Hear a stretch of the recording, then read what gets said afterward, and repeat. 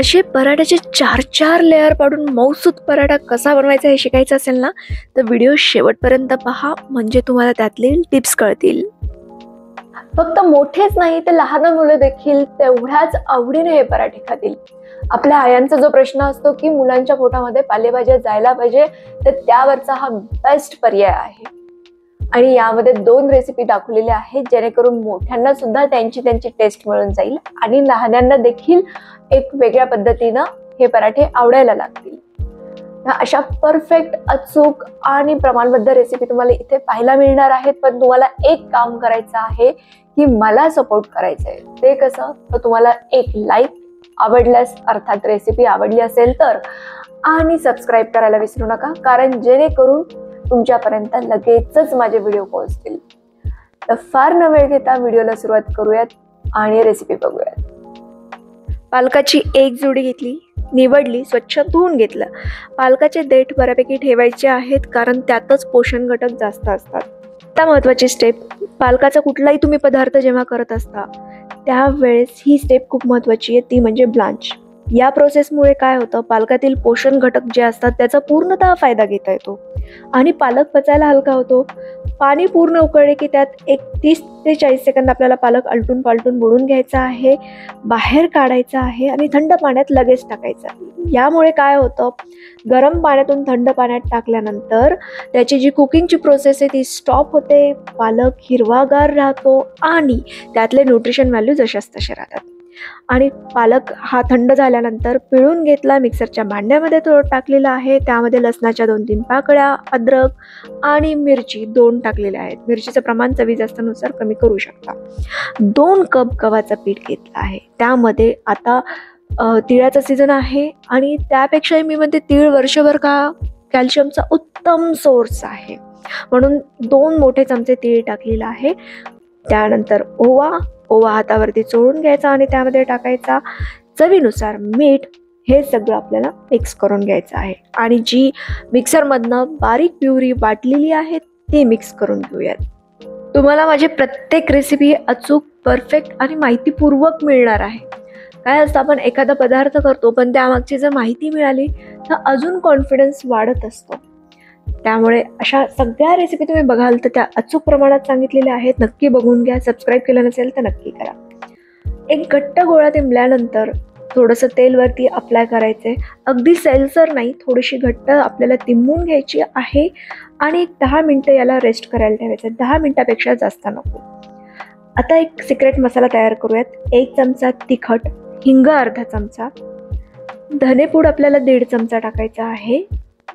हे आहे चाट मसाला, जो की 1 चमचा वापरलेला आहे.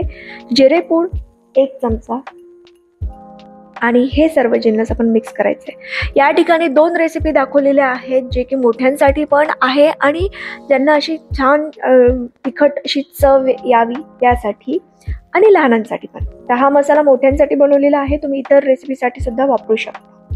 आता त्यातला एक गोळा घेतलेला आहे, आपण त्याची एक पोळी लाटूयात.